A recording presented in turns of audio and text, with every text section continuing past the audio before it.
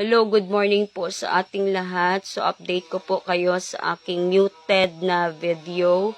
Dahil pag-check ko po ngayong umaga, still wala pong akong nakita dito sa ating alerts section at sa ating profile recommendation, monetization, yung stars natin at yung ating ads ay eligible pa din po.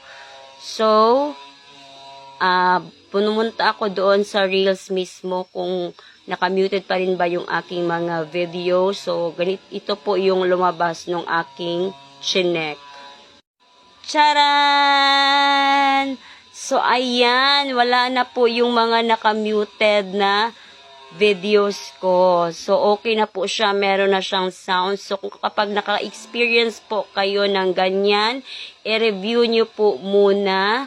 Okay, kung sa tingin nyo wala naman po kayong nakitang violations, mag-submit kayo ng appeal kay Facebook team at hintayin yung reply. Kapag hindi siya nag-reply, ay i-check nyo always yung inyong mga reels doon kung saan makikita yung violation. So, ganun lang po. Maraming salamat sa panonood. I hope nakatulong. Don't forget to follow, react, comment, and share.